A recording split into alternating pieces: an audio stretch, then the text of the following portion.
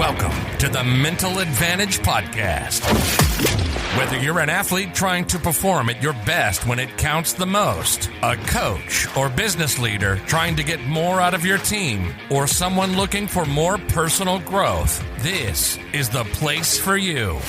This podcast is your map to guide you to the right mindset, systems, and strategies you need to become the best version of yourself. And now, here's John Cullen and Brandon Allen.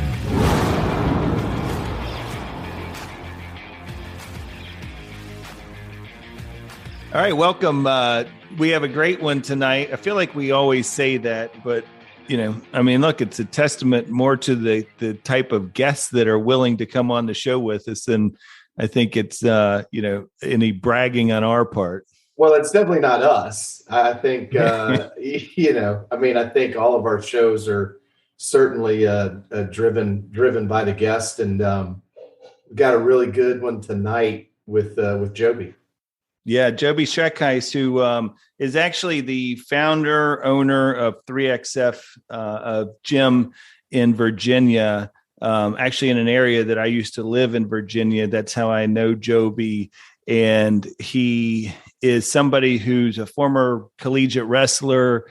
He really is, in my opinion, one of those really cool guys, which I think a lot of gym owners fall into this category. It's that servant leadership, right? They're always looking to help people. They're always trying to find a way to, I think by nature, by job description, make people better. And it's always been a very cool attribute that I've appreciated about gym owners in general. Oh, for sure, right? Because they and what you normally find, and is the case with Joby as well, is they realize the importance, because most of them are former athletes, right? But they realize kind of the importance of what it's like to be a team, what it's like to go through the conditioning, and we talk about the suffering group as a group. You and I can attest to some of the training stuff that we went through in college and really anywhere. I think for the listener, there's so much. People sometimes look at conditioning and exercise and kind of that group piece of it as either punishment or just something you feel like you got to do. I think a lot of athletes, at least I know how I look at it, as an opportunity to kind of forge stuff, because those are team building experiences, right? And excuse me, we don't get to do that as in a corporate environment very often, not to the extent that Joby and some of the other folks get to see it on a daily basis. But I love his message. I love, what he's been able to push himself through. And, it's, I think the members are lucky to have him. And I know we're lucky to have him as a guest. Absolutely. And it's a great, I think you'll hear tonight too, for the listeners, is it's a great lesson in leadership that, you have to model. We talk about this all the time, but you have to model it. Whatever the message is, you have to sometimes let people see you doing it. And, he's going to talk and share with us a story of, how he's pushed himself outside of his comfort zone in the last, few weeks and some of the a Spartan race that he participated in. And the thing that I really appreciate about this is the fact that if you're going to ask people or you're going to encourage people to push outside of that comfort zone, you need to be able to do that as well. And we talk about this all the time as mental performance coaches, as people who talk about mental performances. If you're not willing to, like you doing some of the meditation and do some of the goal setting exercises and some of the different things that get you back in the present moment and all of the different techniques and strategies we talk about, you got to model that. You got to be able to, as a coach, do it. If you're going to ask your players to do it, and as a gym owner, you got to be able to show and demonstrate that as well. As a parent, think about it from a parental standpoint. There's a reason that, there's a a recurrence of whether it's positive behavior or even negative behavior. I mean, you hear about it all the time of people that have either, suffered from abuse. You got to try to, quote unquote, break the chain, or alcoholism, or, if you're raised in an environment where that is what you see, that is what you become. And as a leader, and as a parent, coach, whatever, you have to be willing to get down and dirty with the people, right? I mean, we talk about, I need to be able to coach you or parent you, or even lead you in a work environment, but I can only do that as much as I love on you, or you allow me to love on you. And if that means, look, I'm old and I'm out of shape and fat, and I still, if I'm going to tell my kids that, hey, you got to run poles at a baseball practice, or we're going to do something at football practice that is a little uncomfortable, I'm going to do it with you to let you know that, hey, this isn't just for you to exercise or for you to feel like you're being punished or whatever it is. This is for us to grow together as a team. Yeah, absolutely. And the other thing that I mentioned in the interview, and it's something I've always really appreciated about Joby, is we talk about gratefulness all the time and just showing that gratitude, whether you keep a gratitude journal or something like that. And he really gives his folks an opportunity to, through social media, through their different Facebook page that they have there at the gym, is give examples, gives them a forum to, show that gratefulness. What do you appreciate about the week that you just had? What are some of your highlights? And it just helps to build some of that communal aspect that we talk about in the show. So I think you guys are going to really get something out of this one and enjoy it. So get your pen and paper ready. Here's Joby Shreckhise. Well, Brandon, we have another great guest tonight, Joby Shreckhise. I've actually known Joby for quite, I'd say, I don't want to say quite some time. That would be been a little bit misleading, but at least I would say 5 or 6 years, something like that. He actually is the owner of 3XF, which is a gym in the Fishersville, Virginia area where I used to live. And just a really great guy. We're really happy to have him on the show tonight. One of the reasons that I wanted to have Joby on, not only just to talk a little bit about, dealing with athletes on a daily basis, or at least those of us who consider ourselves athletes, right, that are going into these gyms and doing a workout and walk out of there thinking you're, Michael Jordan or something like that. But because, he gets a chance to see, and we talk about mindset, having that right mindset all the time. And he gets a chance to see that and how that impacts people's workouts and goal setting and all of that stuff. But Joby just recently completed, and, I want to make that point known, the Spartan Ultra, which for any of you all are familiar with any of those Spartan races, and you've heard me tell the story of Brandon and I's experience doing the Spartan race before, that those are always a grind. And so you take the most severe case of the Spartan, I guess, kind of, group of races or whatever.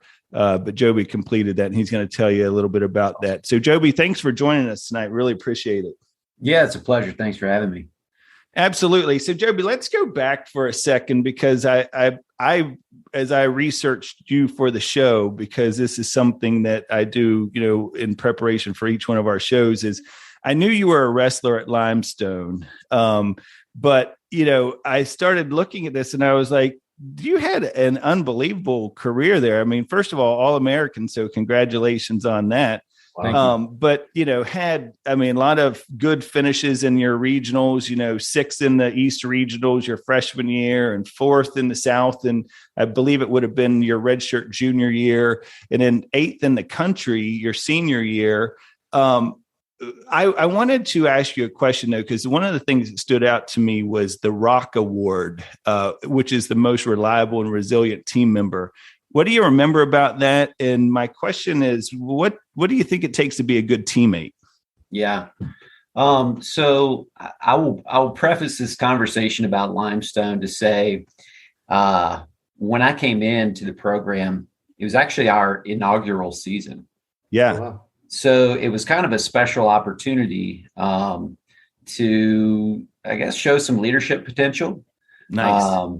And yeah, I mean, in terms of being a good teammate, I was definitely never a rah-rah kind of guy. I was more of a lead from the front and try to set the example. And I guess it reminds me of a story that my buddies still laugh about today.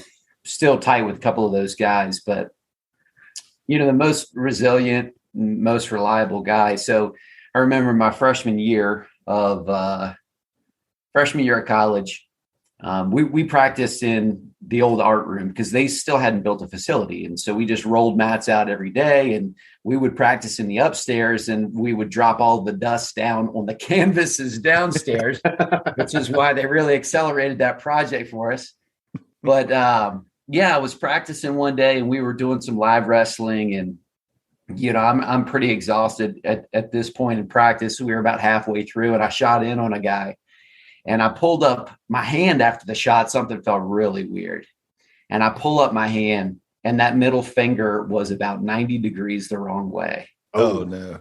And I'm just looking around. My eyes are as big as saucers and, don't know what to do. And I showed the trainer, and she's like, we got to take you down to the training room, because they had no way of even treating us in the art room.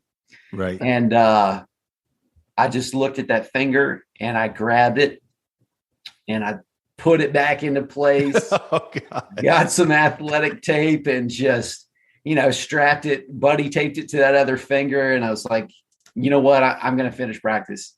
And, I think it was stuff like that was kind of that lead from Stood the out. mentality, and just, wrestling in general is just all about showing no weakness, and not letting somebody see you bleed. Right. So you ended up becoming a coach there at Limestone right after you I guess it would have been right after you graduated. Is that right? About a year after. Where did the desire to get into coaching and that kind of teaching side of things, where'd that come from?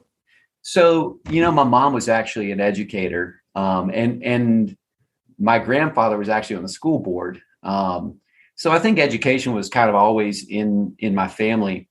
And at that point in my life, I was actually doing a commission-based sales job.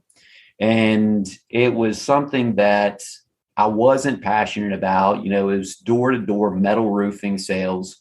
And I just got into a point where I kind of saw all of these, we'll call them untruths, that the company had kind of laid out in the sales process. Right.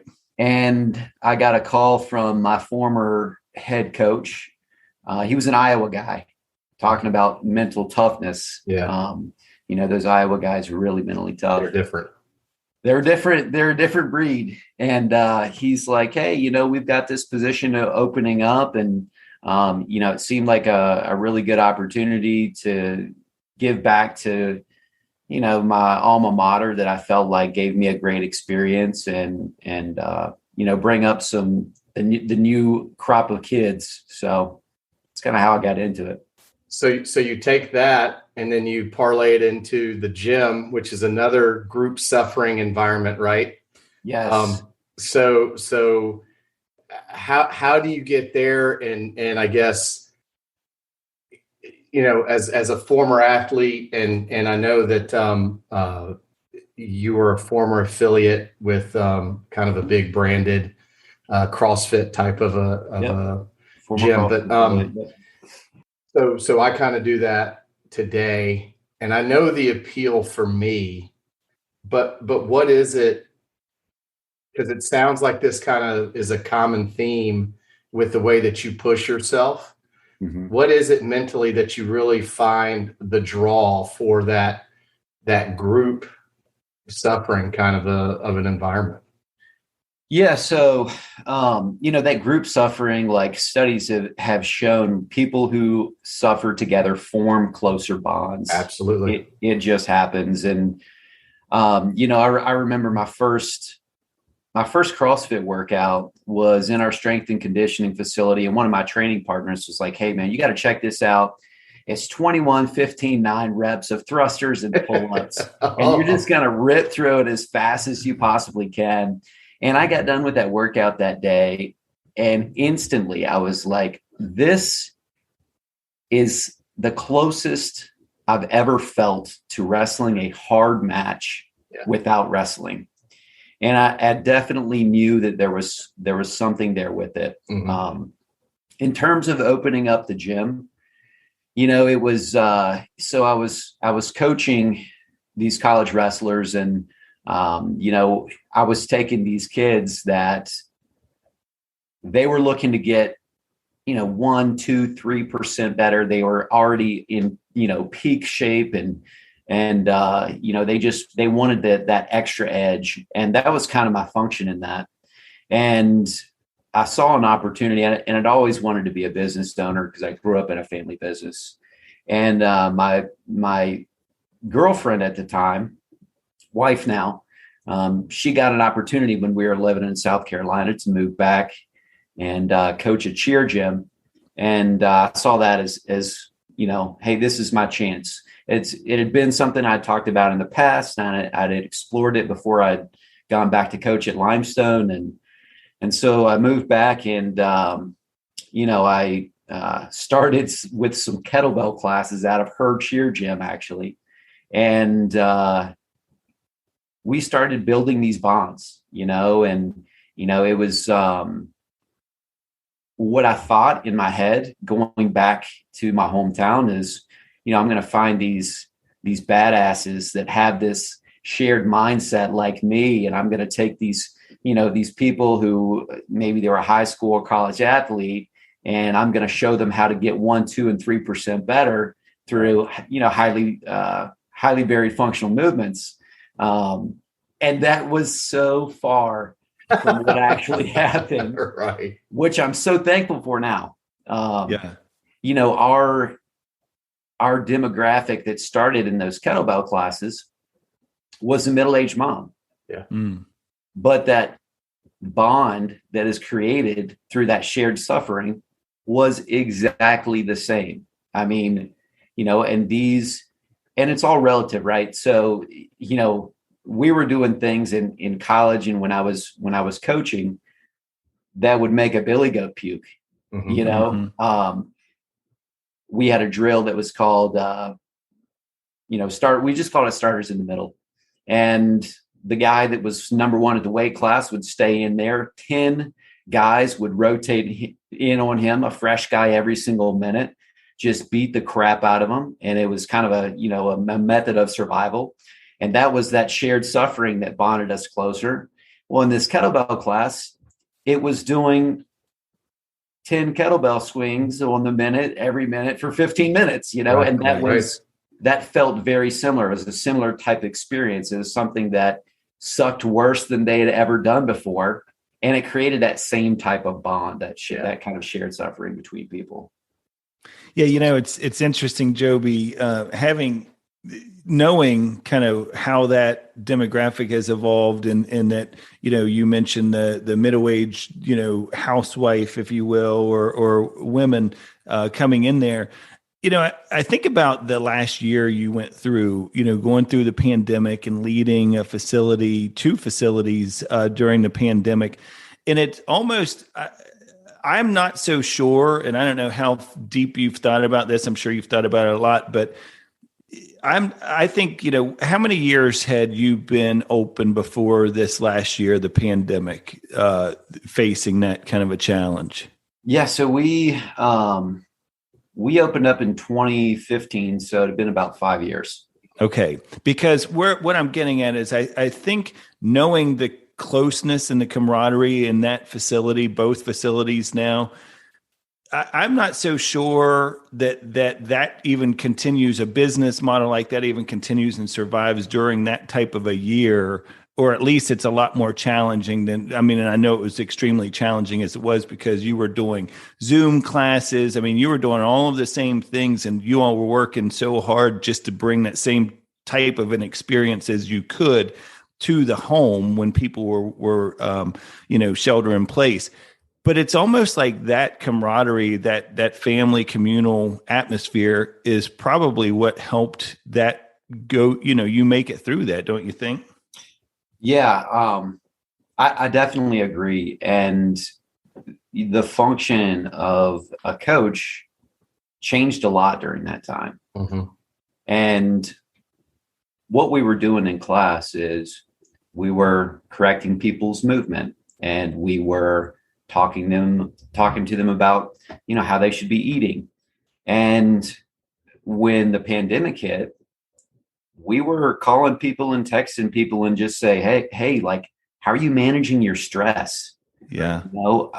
Is there anything you need to talk about? Like, I heard your husband's going through a hard time with his job and they cut his hours back. Like, just how are you doing as a person, not as an athlete, not as a member Right. of the gym, just like, checking in and just making sure that people are making it through mentally and they're in an okay place. Fitness became very secondary. I mean, they go hand in hand, and we wanted to keep people moving, and we were pretty successful in that. But I mean, it was really about like just holding on to those relationships and just having people know that, hey, there's somebody out here that cares about how you're doing, even though you're feeling isolated in your home. Absolutely. Yeah, that's awesome. I do have a question. So you kind of touch on the mental piece there, Joby. How do you find it now that people have come back and maybe even pre-pandemic? I always find it interesting when I see kind of new members come in to the gym. It's an amazing gym that I'm at now, and it's a great community, very welcoming. It's not real cliquish, but there are people that are fairly new who you wonder, like, okay, how are they mentally going to make this happen, right? Because to your point, kettlebells and an EMOM for anybody that's never really had to exert themselves or push themselves, it's much more a mental mental game than it is anything else. And how do you coach that? How do you share with them kind of, or set the expectation of, hey, this is getting ready to happen to you. It's not going to really be fun, but you're going to make it, and just stick with it, right? Yeah. So we have actually pivoted so much in the way that we introduce people to our style of training. Okay.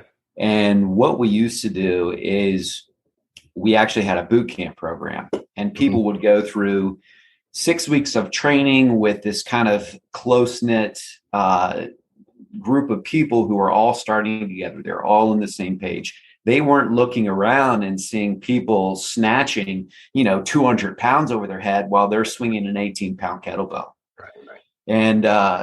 And so that was a great way to get people feeling a little bit more comfortable going into class. But we realized that in some ways it wasn't the best preparation in terms of things like technique and in terms of embracing the suck. Yeah. And so what we're doing now, and I think it's a lot better segue into, this high intensity functional movement, is we're doing all of this in a one-on-one setting. Okay. And we're talking about small wins. And so we're bringing people in, and we do an initial consult where we talk about, hey, what is important to you? And once they tell us, hey, I really just want to lose some weight and I want to start feeling better and have more energy, I want to be able to play with my kids. Yeah. Then when we take them through their one-on-one sessions, we can relate what it is that it's important to them to what we're doing in our workouts. an imam of kettlebell swings will definitely help you lose weight, but that may not be clear to you if you're just going straight into a group class and getting your ass kicked. Right. It's much easier to introduce somebody to, something that's maybe not so brash at first, show them kind of where they are, and then also say, hey, this is why we're doing this. This is why it should be important to you. So I think those things are big. We also have a system. It's called the level method, but what it does is it breaks people's goals down into a lot smaller chunks. So, we talk to people about what they want to accomplish, and oftentimes it is, hey, I want to, improve my upper body strength, or I want to lose weight, or whatever.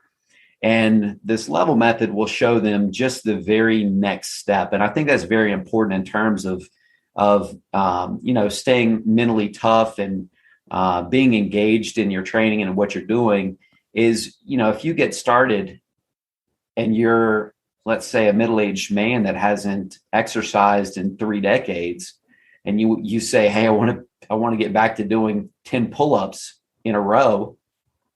Well, that's just so far away. It's not even real. Right. So we can show you, well, hey, look, you're doing 3 ring rows now from this position. Your next step that we need to focus on is accumulating 10 ring rows. And then we need to practice hanging from the bar.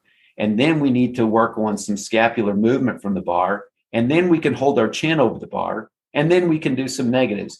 And all of that stuff comes way before you even do 1 pull-up. So I think just really like focusing people on just the next step in the process really helps give them perspective, and it helps them celebrate wins. And that's really important up front. Absolutely. Yeah, it's one of those things that, that idea, that compound effect, it's just that little at a time, today plus today plus today, we talk about it all the time. Speaking of embracing the suck, one of the things, Joby, that you talked about recently on social media that really caught my attention was that you had read a book, The Comfort Crisis. And as a result of that book, you participated in the Spartan Ultra. Well, originally you were going to participate in the Spartan Beast, but felt like that wasn't even going to push you outside of your comfort zone enough. So you decided to go with the Spartan Ultra. Tell me about what it was that resonated with you so much about the book, and maybe how that it, how you decided on going with the Spartan race to be that thing. Yeah. So, I think I probably picked up this book because it aligned with my ideas anyways. I think we all do that. Sure. Mm-hmm. But the book really talks about how humans have been on this earth, Homo sapiens have been on this earth for somewhere between 200 and 300,000 years. And through all this natural selection, our bodies have developed to live in this very harsh and natural world, which was, caveman times. We're using primitive tools. We were chasing down prey and killing it with spears. We were foraging for food. And all of a sudden, in the last 100 years or so, with the Industrial Revolution, the creation of cars and computers, and the computer in your pocket that we spend 5 hours plus per day on has pretty much ruined our lives. Yeah.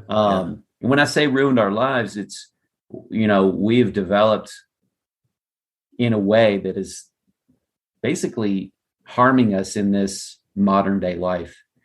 And part of that is just, we are way, way, way too comfortable on a daily basis. So the 3 of us are sitting down in these comfy, cushiony chairs. We've got backrest, we've got our hands propped up on our desks, and we're talking to each other through these screens. And, if this was back in caveman days, we would all be resting in a below parallel squat, maybe huddled around a fire. And it's, it was a completely different thing. And one of the things in the book that really resonated me and pushed me to get a little bit more uncomfortable was this talk about misogi. And misogi was this kind of spiritual journey that we'll say it was, it was mental, it was spiritual, but it manifested itself in kind of this physical challenge. And all of these ancient tribes had some type of rite of passage or misogi that would basically take these adolescents and take them through some type of physical challenge and spit them out as capable men and women. And some of that was, there were African tribes that would send their men out with a spear and say, hey, you're going to come back with the head of a male lion. And if you don't worry about it. Like, don't come back. And, there were Inuit tribes that would, they would spend weeks in the Arctic with their elders, and, they would hunt and kill food.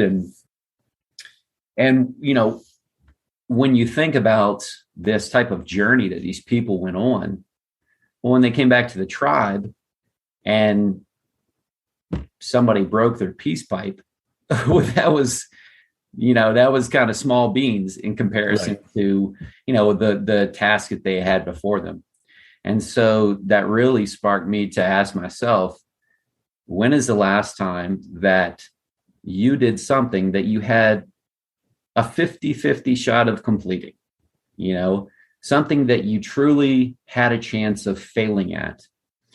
And the pandemic was definitely a mental challenge, and bringing two businesses through that was, it was really tough. But in terms of a physical challenge, I felt like, hey, like you really have a legit shot of failing. It had been a long time. Yeah. And so I started Googling, right? That's what we do. When we want to know something, we start Googling.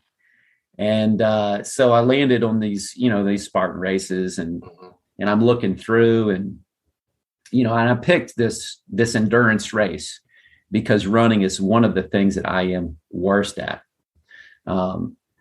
There was a time where I was having a dinner with a couple members, and we were drinking beers, and, these were some endurance runners from the gym. And, I said something kind of off the cuff, and I said, well, I feel like if you can run 3 miles, you can run a marathon.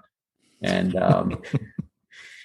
they're like, oh, really? Because we just happen to be running a half marathon tomorrow, because we're training for this race. And so, I stopped drinking my beer and started drinking some water. And so that I didn't put my foot in my mouth, I went out and ran a half marathon that day on a whim. My body was wrecked for a week. Every joint hurt, quads just got burnt up, shin splints, everything. And so, I thought, hey, this is something that I suck at. This is definitely going to be a challenge. And like you said, I came to the Spartan Beast, and I was looking through the races, and I'm like, 13 miles, this kind of arduous terrain that was, partly hikeable, partly runnable. It's the farthest I've ever been, plus obstacles. That sounds pretty tough, but it's not going to be a 50-50 shot I'm going to fail this thing. If I have to drag my leg across the finish line, I'm going to make it through 13 miles. I've done it before on no training. And so the next step up was this Spartan Ultra. So having this knowledge that 13 miles completely wrecked me for a week, I was like, this is the thing that I know that there's a legitimate shot at failing 30 miles or 50 kilometers and 65 obstacles. I'm like, this is it, man. This is what I need to sign up for with only 2 months of preparation. The one thing, Joby, I know about you is each one of these whether it was a workout in the gym or something, I think back to some of the open workouts we would do, and you always had a good plan. You always went into it with okay, this is going to be my mindset. What was your plan and mindset going into this? Yeah. So the first plan was I got to hire a running coach. It was just something that I didn't have a ton of experience. And, I wanted a clear progression that was going to get me close to 30 miles before I started that race. And so that was number one. Number two was just understanding, what am I getting into in terms of these obstacles? And so, it was checking out the Spartan website, YouTube videos, all of these things, and coming up with a training plan that would strengthen my grip and, strengthen the biceps and the lats, all those upper body pulling muscles. It was lightening up on a lot of the strength training that was keeping me at 205 pounds at 5'8", not the ideal build for an ultra runner. So yeah, I mean, it was really about coming up with that plan and knowing, where I'm going to peak in terms of my training. When am I going to lighten up? It was, a lot of it was really just trying out everything that I would be doing on race day. And that included, what am I going to eat? How am I going to get in calories? What am I going to be drinking? What does my equipment look like? What kind of shoes do I need? Is there water? Do I need to train, through some water with some wet shoes? We did all of that. We did all of that. So, it was really just figuring out, what does race day look like? And let's break that into pieces and build up to it. So at what point, Joby, do you find your first challenge in terms of, I've got to deviate from the plan, right? Because at some point that has to happen. Yeah. Rarely do things go as planned. And then as a follow-up to that, at what point do you go, all right, I got this shit. Like, this is, I thought I might fail it, but I'm good. Yeah. So, so it's kind of funny. So, I just told you, hey, we did all this stuff to prepare all this stuff on race day. We did trail running and when we let out that day, we still didn't know what we were getting into. Right.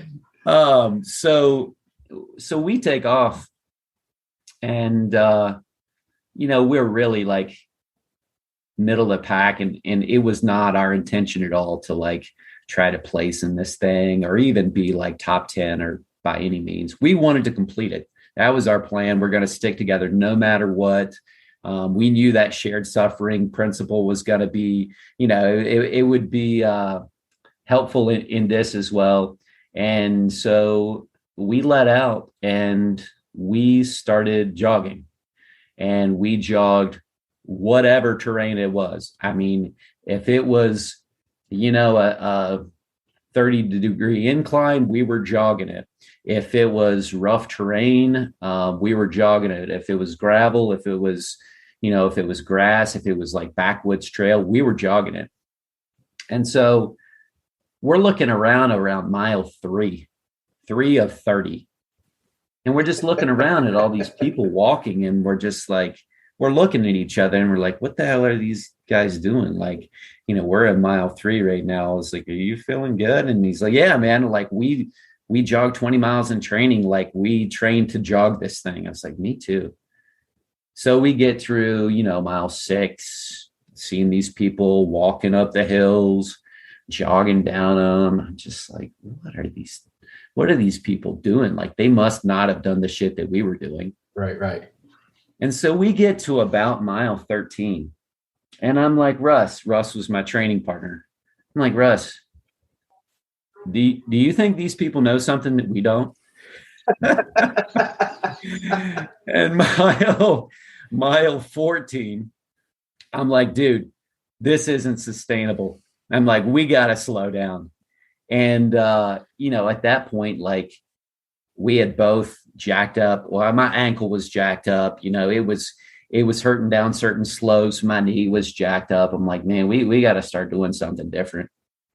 And so, we started walking hard up the inclines, and we started jogging down the inclines. And, we get to the transition area. The transition area is 17 miles in, and you got 13 miles to go. And it's your opportunity to kind of refuel, and you're changing clothes and you're doing whatever. You have a drop bucket and it's full of whatever you think is important, an extra bladder, food, shoes, whatever. And so we stop, and our plan was, hey, we're going to take 10 minutes here. We're just going to throw on some new clothes, and we're just going to go ahead and head out. So 25 minutes later, I finally am able to just change my socks. My knees were so tight, and every time I pulled my foot up, to change my sock, I felt like my quad was cramping. And so we set out on mile 13, and oh my God, jogging was just terrible. And the knee and the ankle and Russ was the same way. I mean, his joints were hurting as well. And it was probably mile, maybe even 25. And, I'm like, hey man, at this point, our walk is faster than our jog. I'm like, we gotta finish this thing. The only thing that's going to keep us from finishing is if we really injure ourselves bad. And so we were power walking it, and we were doing our best through the obstacles. I mean, our hands were swollen up like sausages, and joints jacked up. And we, obviously we ended up finishing the thing, but our biggest mistake was going into this thing and having no idea how to pace it. Yeah. And that's the key, right? With all of the workouts, I mean, any workout, and this is just one massive workout, but it's that pacing and making sure that you're kind of managing the expectations. Right. And the other thing I was thinking about, Joby, is I was reading a little bit about the comfort crisis, and there's a phrase, and I hope I get this right, is mataku or mataka, which means not permanent, right? Oh, yes, you're right. Yes, not permanent. Which means not permanent. And I think that's a really key lesson to this, what we refer to here as deliberate discomfort, or, intentional discomfort, is understanding that you're going to push yourself outside of those boundaries, but it's not permanent. And I think it's such a good parallel for life, is that, understanding that you're going to go through the stresses, the angers, the different emotions of things, the ups and downs of just normal life, but it's not permanent. It's, right. It's one of those things that there's beauty in that stressor of putting yourself into those uncomfortable situations. But I think the real beauty is it teaches you, even if you have to walk sometimes when you planned on running, even if you have to just, go one step at a time and just I'm just going to make it to the signpost. I'm just going to make it to the next obstacle. Whatever it is that you have to tell yourself just to get through is the key. I think that's huge. And, the Western way of saying that is, this too shall pass. That's it. That's how we kind of talk about that impermanence. Everything is going to pass. And although it didn't feel like it at the time, the Ultra passed as well. So, yeah, it never does, right? It never does while you're in it. Yeah. I mean, the storm never has a last drop. Yeah.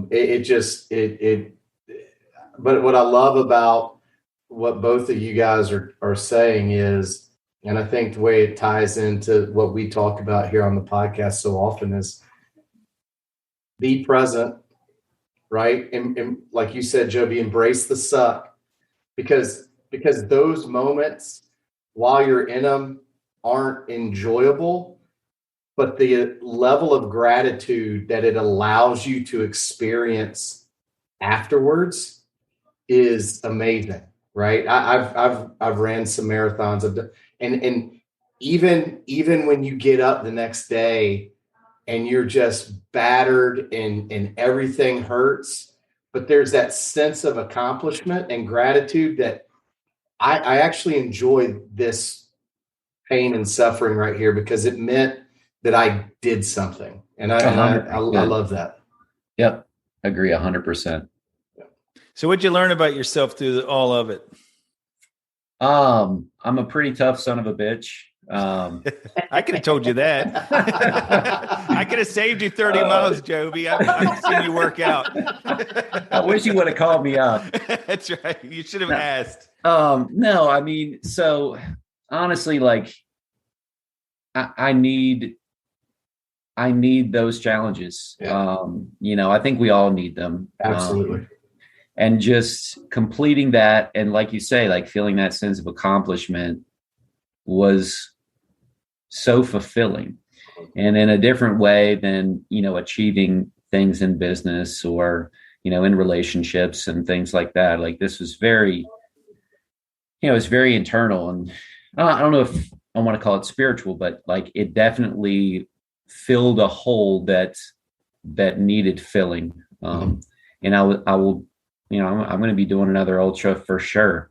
And I'm going to have to figure out what that next challenge is beyond the ultra. Now that we've, pushed the edge and I realize, hey, well, you can do this as well. We got to figure out what that next thing is that I got a 50-50 shot at failing. Well, they do make them that you can go 100, 200 miles if you want to. Yeah. So, but at least you don't have the obstacles. Yeah, that's right. So, well, and we know you're going to start out walking the next time too, right? I'm going to be walking the hills for sure. Yeah. You'll be the one that you'll see some young dude, running and looking over at you saying, why is this guy walking? Look at this idiot. Hey, this guy must know something. That's right. That's right. Well, man, that's awesome, man. I really, you're a stud. I just really wanted to have you on the show because I knew that was something that, was really, I love when people do things intentionally to better themselves and come out of it and have learned something about themselves. And really, and look, nobody would have, signed up to go through the year you went through as a business owner with the pandemic, like so many people did. That was a challenge and a discomfort all in and of itself, like you said, but also just physically being able to challenge yourself. And I don't think we do it enough. We don't choose to do it enough. Right. Like they were talking about in the book, some amazing statistics. I saw Michael Easter, the author of the book, The Comfort Crisis, was on Joe Rogan. And he was putting out some stats like 2% of the time that people have a choice of an elevator or stairs, they take the stairs. 2% of the time. And you see it all the time as people getting in, almost fist fights in a parking lot because they want that space that's like, 2 spaces away from the door instead of the clear, no one's going to ding your doors out in the vast openness of far away from the building or whatever. But we are a culture that has, adapted themselves and got to the point. And you brought up the cavemen. I just think all the time what they would think of us now if some of the concerns and stresses that we feel we have is unbelievable. And I think, and I think that's, that's definitely an important reason that we challenge ourselves with things like, the Spartan Ultra, but that's also why, I think people need the type of fitness that we do, at 3XF or at CrossFit affiliates. It's, the Comfort Crisis talked a lot about how going through stressful times, it makes challenges seem more manageable. They gave a great example of putting your hand in an ice bucket of water. And they interviewed, a ton of people. And those people who had a moderate amount of trauma and challenge in their life were able to hold their hand in a bucket of ice water longer than, people who had more cushy lives.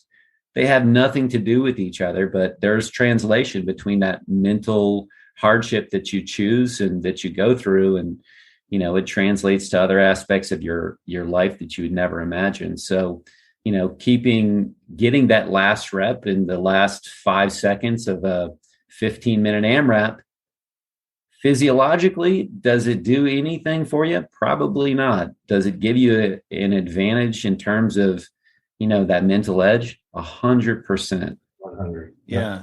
It was a really interesting, I want to dig deeper into the book, but from some of the things I saw, one of the things I thought was really interesting was talking about the human brain's not wired for constant comfort. And so what happens is it seeks problems, right? If you're not constantly challenging yourself, then your brain will absolutely start to find different things. And, he talks in there about, and there's some statistics that back some of these things up where it was about leading to depression and anxiety and other things, because one of the interesting things, and this was discussed in the interview with Rogan, was, when you're stressing your body, and you guys both know this as people who are constantly pushing your body to its limits through workouts, the mind actually relaxes. Like the more stress you can put on your body, the mind actually relaxes. It's a really weird dynamic, but I think, Mike Weister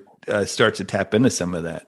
Yeah, for sure. I can tell you, like, even doing simple movements like a double under, that first round of double unders struggles, right? Because and then you get tired, you just stop worrying about whatever, and you're focused on the right thing of, I survived this, and all the movements you fall back to your level of training. Mm-hmm. It's pretty awesome. So it's hard to overthink things. Yeah, exactly. Because you're focusing on something that you're trying to do intentionally. It's like we talk about reset breath all the time. Is anytime you focus on your breathing, because it's something your body does automatically, it makes you level set. And it's also the same thing, like you said, if you're doing something hard, then it's not easy to sit there and be overanalyzing it, which might be also why when I'm doing double unders, Brandon, I'm always hitting my shins or doing something like that. So it was a nice humble brag there with the first round of double unders. I'm like, dude, no. That is not a flex. Trust me. Anybody that's watched me do any of that stuff, there's nobody that's like, hey, man, that guy he knows what he's doing. He knows what he's doing. That guy's putting the clinic on for double unders. It's usually, hey, who's he talking to? Yeah, that's nobody awesome. around him. Yeah, exactly. Well, Joby, we can't thank you enough, man. I really, I knew, I wanted to have you on the show when I saw your post. You've always been somebody who's been so inspirational to a lot of people. I know a lot of the members there at 3XF and a lot of people in that community, because you're doing a lot of things with that group through the website, through your gratitude, your Fridays that you're putting out. What are you thankful for this week? These are all things we talk about on this show a lot. And it really does make a difference. I think, inspiring people to be grateful and just to give them a venue, give them a forum where they can share that. That's such a key thing for mindset, because the more you can really showcase that gratefulness and what you're happy for and thankful for, now all of a sudden you just start to look at life a little bit differently. And then you add to that some of the things you're doing with the gym and just the workouts and kind of, all the transformation stories. So keep doing what you're doing. Thanks, man. Really, really cool. We really, really appreciate you jumping on with us. Yeah, appreciate you guys. Thank you. No, it was awesome. Thanks, Joby. Want to provide feedback or stay up to date with the show? Visit our Instagram page at Mental Advantage Podcast, or you can send us an email at podcast@mentaladvantage.net. To have John Cullen work with you or your team, please write to him at john.cullen@mentaladvantage.net. Thanks for listening to today's episode.